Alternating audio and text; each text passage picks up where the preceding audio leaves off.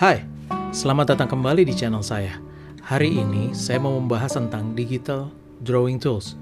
Dan drawing tools yang mau saya bahas adalah Wacom Intuos Pro Series setelah 6 tahun pemakaian.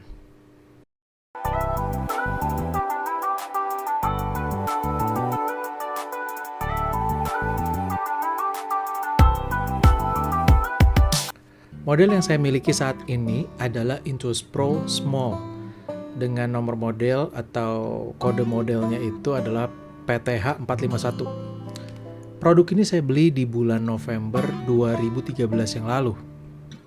Waktu itu saya beli di Singapura yang kalau berdasarkan kurs di tahun itu harganya 3,4 juta rupiah. Berarti sudah 6 tahun yang lalu dan mendekati pemakaian genap 7 tahun. Ini adalah pen tablet terlama yang saya pakai. Setelah sebelumnya saya memakai pen tablet yang pertama adalah Wacom Bamboo atau MTE450A selama 2 tahun dan XP Pen dengan model number itu XP1209B selama sekitar 3 tahun kurang. Sampai akhirnya saya memakai Wacom Intuos Pro yang saya pakai dan bahas ini. Model ini memiliki 2048 pressure level. Ukurannya yang saya beli adalah ukuran terkecil di seri ini atau di tipe ini ya. Active area-nya hanya 157 kali 98 mm. Nah, pertanyaannya kenapa beli yang kecil? Karena sebetulnya saya lebih nyaman dengan ukuran sebesar ini dibanding ukuran besar.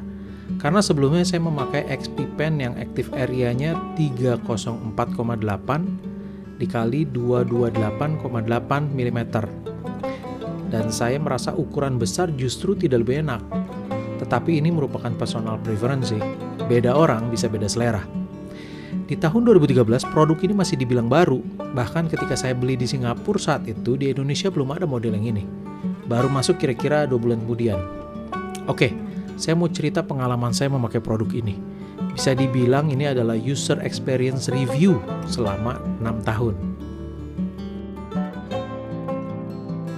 Ini pertama kalinya saya memakai pen tablet yang ada tilt sensornya.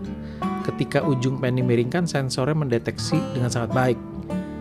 Pada saat itu, buat saya ini adalah sebuah inovasi baru. Kalau sekarang ya tilt sensor bukan lagi barang baru ya. Kebanyakan pen tablet yang beredar sekarang itu sudah punya lah fitur ini. Meskipun akhirnya tilt sensor ini juga jarang saya pakai sih. Model PTH 451 ini adalah model yang memiliki Wi-Fi adapter. Jadi kita bisa pakai pen tablet ini tanpa kabel. Ada modul Wi-Fi-nya, ada baterinya. Tapi sayangnya saya sejak awal nggak pernah pakai fitur ini. Karena pen tablet ini dipakai di PC saya yang posisinya ya selalu di situ. Sudah tersambung dengan kabel, tidak pernah dipindah-pindahkan, nggak pernah dipakai di luar rumah. Jadi keinginan untuk memakai Wi-Fi adapternya itu juga seperti nggak ada tujuannya. Atau mungkin lebih tepatnya nggak ada kebutuhan untuk memakai Wi-Fi adapter itu.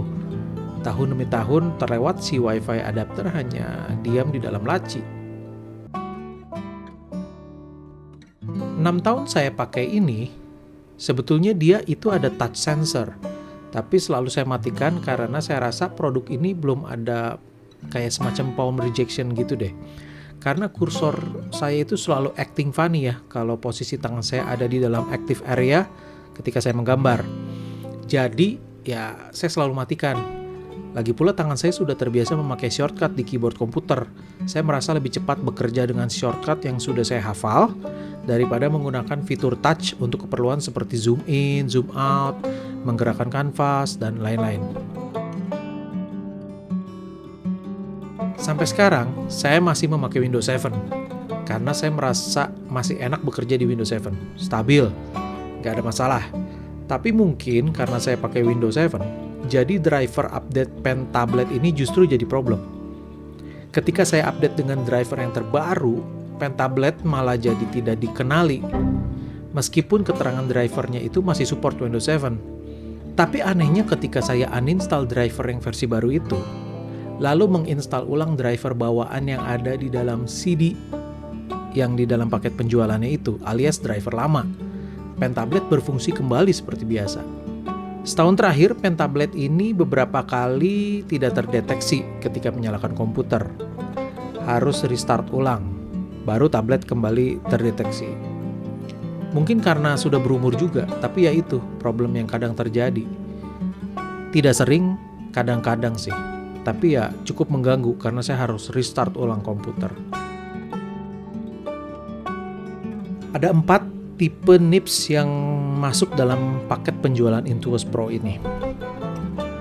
Yang satu itu standar black nibs.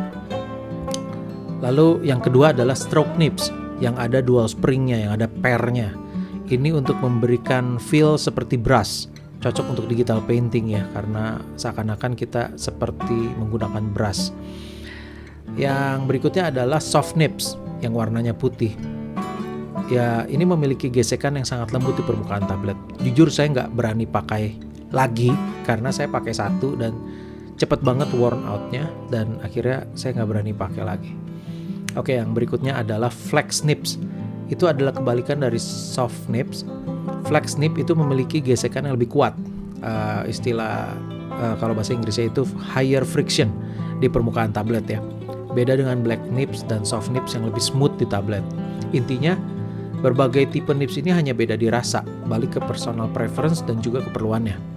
Nibs lain selain black standard nibs itu memberikan sensasi rasa menggores di atas kertas atau seakan-akan menggunakan pensil karena friksi yang berbeda-beda itu ya. Tapi ya mostly itu lebih ke rasa aja sih. Karena saya pakai Pentablade ini untuk mengerjakan begitu banyak karya selama 6 tahun terakhir, tentu saja pen nibsnya habis. Karena cadangannya yang ada di dalam pen holder itu hanya ada sedikit. Sebetulnya bukan habis ya, tapi nibsnya menjadi terkikis dan menjadi agak tajam-tajam gitu. Kalau sudah begitu, saya merasa ini saatnya ganti yang baru, supaya nibsnya itu tidak menggores permukaan Pentablade. Karena sudah habis sekarang, saya sudah ganti dengan pen nibs yang saya beli yang isi 10 di toko online. Banyak yang bilang pen nibs yang saya beli itu nggak asli. Tapi ketika saya coba, rasanya sama. Ini untuk yang black standard nibs ya, rasanya sama, nggak ada bedanya. Karena saya coba pakai yang original sama pakai yang itu, ya saya nggak bisa bedain. Setelah pemakaian bertahun-tahun, permukaan Pentablade saya seperti ini nih sekarang, seperti yang saya tunjukkan. Nah, pertanyaannya apakah mengurangi performanya? Oh, sama sekali tidak. Pentablade ini masih berfungsi sama seperti ketika 6 tahun lalu saya beli. Jadi kalau menurut saya Pentablade itu nggak perlulah dibeli stiker screen guard atau protective guard gitu ya. Karena lapisannya itu licin dan menurut saya sih nggak enak ya. Jadi sebaiknya sih kalau menurut saya sih nggak usah. Saat ini produk ini sudah discontinue. Tapi terakhir saya cek ternyata PTH 451 ini masih ada yang jual di harga berkisar 4-5 juta. Bahkan lebih mahal dari seri yang barunya loh, yaitu PTH 460. Saya juga bingung kenapa harganya lebih mahal ya, karena ini kan produknya lebih lama, secara fitur dia lebih kalah gitu, I don't know. So kesimpulannya produk ini adalah produk Wacom yang awet, bandel, dan sebagai user 6 tahun saya sangat puas memakai produk ini. Dan yang saya pengen tahu itu bagaimana dengan teman-teman yang menonton video ini.